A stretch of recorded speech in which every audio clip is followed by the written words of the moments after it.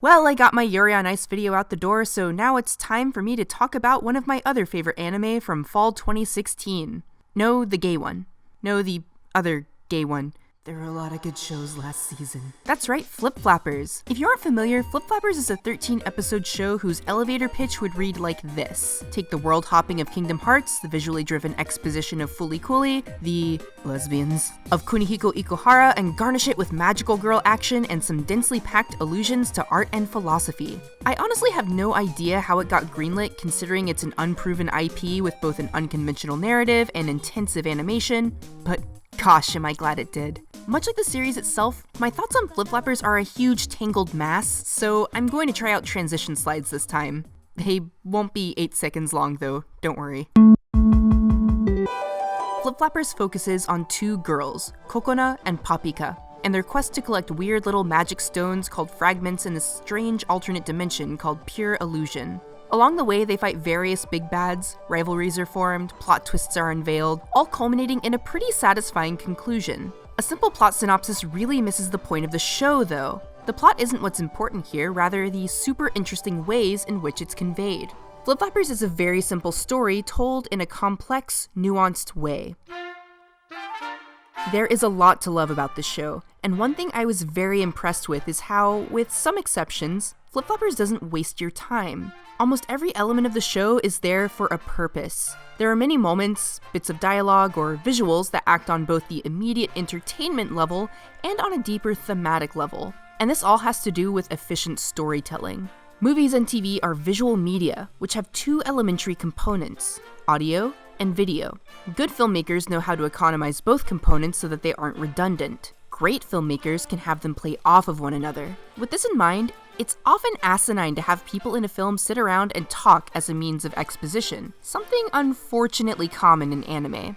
Every moment spent in boring, near-static shots of characters talking at no one in particular to explain details of the story is a moment where only half of your available resources are being utilized. Flip Flappers very seldom lets its audio hold its video hostage in this way. Episode 1 could have easily spent 5 minutes at least letting Dr. Salt, the paternal wise Oyaji of the series, infodump about Pure Illusion. Instead, the creative team takes us there.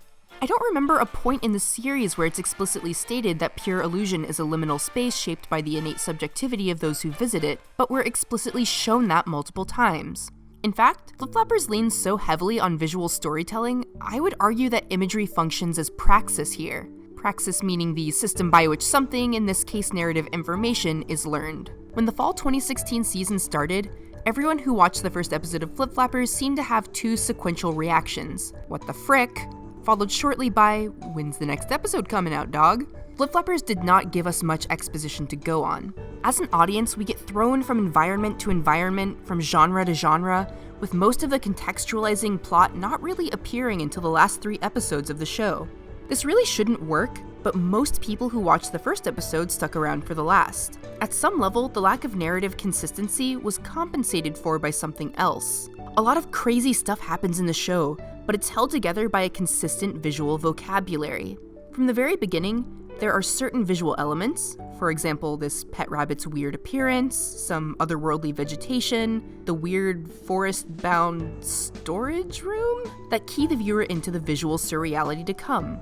And while Pure Illusion's landscapes are strange and phenomenal, they're all simply altered versions of the landscapes we've seen in the real world. Even if you don't pick up on this consciously, the familiar landmarks act as signposts for the viewer to anchor onto.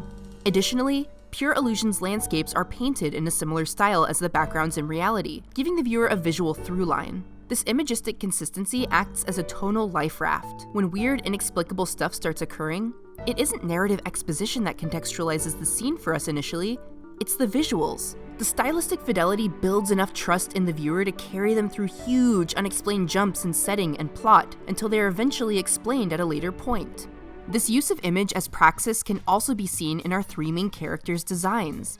A lot is communicated through their hair and eyes. Kokona's closely cropped bob and heavily lidded eyes express rigidity and suspicion. Papika's frayed and uneven mane and moe eye curve imply openness and improvisation. Yayaka's streaks and slanted lids project independence and aggressiveness. Each character has a signature color. Kokona is blue, Papika is pink or red, and Yayaka is yellow. Together, they comprise the CMYK color model, subconsciously keying the audience into their importance and how they fit together as a main cast. This gets way more interesting when we take into account their flip-flapping magical girl forms. In their transformed states, the three comprise the RGB color model, reinforcing the visual fidelity of them as a group. Kokona and Paprika take on each other's color schemes, with Kokona becoming pink and Paprika becoming blue, which establishes a visual interdependence between the two.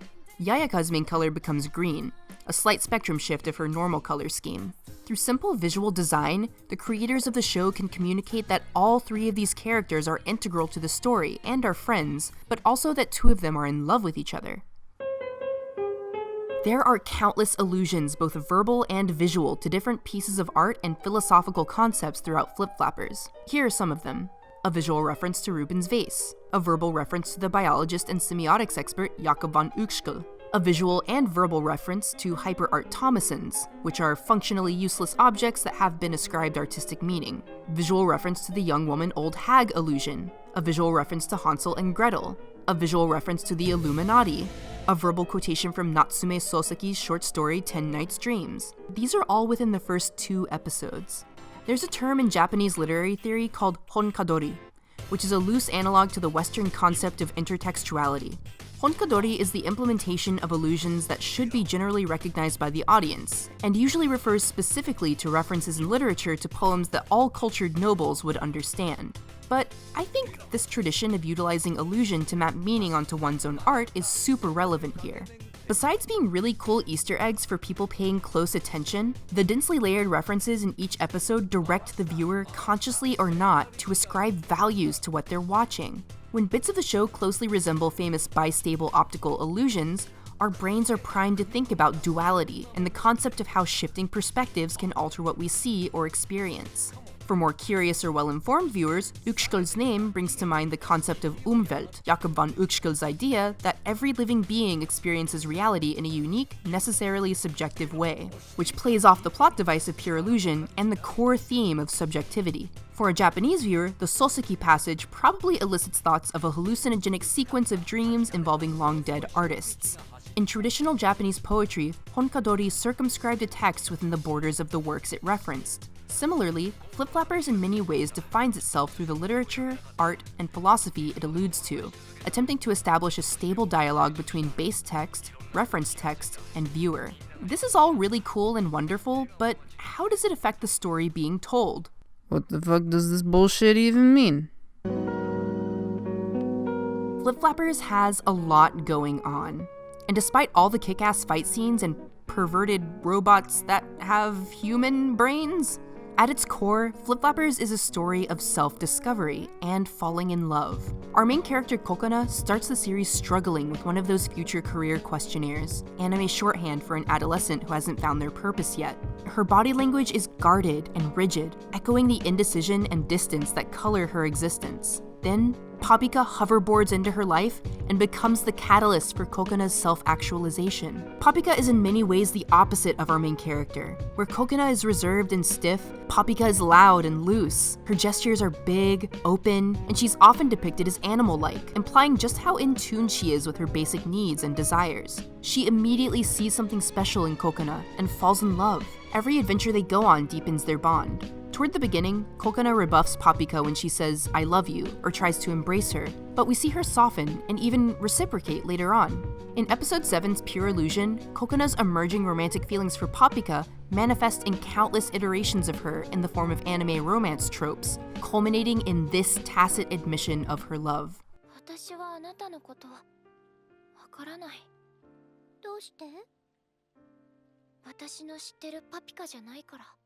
And her love totally makes sense. If you have patrician music taste like I do, then you'll know that Velvet Underground song, "I'll Be Your Mirror." Well, that's exactly what Paprika was for Kokona. She saw all the beauty and good within Kokona and helped her see it for herself. Paprika's freewheeling, selfless attitude would naturally be attractive to the reserved Kokona, and the fact that she helped her to find value in herself really seals the deal. Yet, she remains unable to truly admit it to Paprika until the penultimate episode. When everything seems lost, with Yayaka and Paprika's attempts to free a captive Kokona thwarted, Kokona finally looks deep within herself and admits what she knows to be true.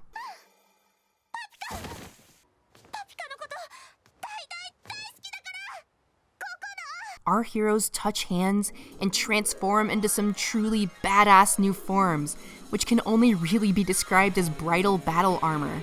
And in this moment, Kokona has reached self-actualization. Her confession and reciprocation of Papika's feelings imbues the two of them with the power necessary to overcome any adversity. She wants to be with Papika. She wants to go on more adventures with her. Through the love she feels for another, she was able to find direction, to find herself. And all of that hella cool visual storytelling and densely packed referencing mentioned before, it all works in service of this core thematic direction. The motifs of duality, illusion, and shifting perspective all belie Kokona's inner struggle between the mediocre person she feels like and the excellent person she wants to be. There is so much packed into this show. I could literally go on for another 30 minutes unpacking things like the shift into realism in the last episode, or the instances of scenes towards the end almost exactly mirroring scenes from the beginning, but I've already taken up enough time as it is. There is one last thing I'd like to address though. More than any other anime series I watched last year, Flip Flappers filled me with a sense of adventure. Some of it was because of the beautiful settings, and a lot of it was the characters, but I think the biggest factor in this was that I just really had no idea what to expect every week. Each new episode threw me for a loop. We spend one episode on a tropical island and the next in a legit creepy horror setting. Kokona's awe and surprise the first time she entered Pure Illusion was what I felt with every new element the show threw at me. The narrative was unconventional enough to make every new direction seem fresh, but the consistent thematic framework kept it from being a jumbled mess. I feel extremely lucky that I was able to join Kokona and Papika on their weird, wonderful journey. Watching Flip Flappers reminded me that even the most boring places in the world are infused with a little bit of magic. And it's never a bad time to lace up your shoes, hold hands with someone you love, and go look for an adventure.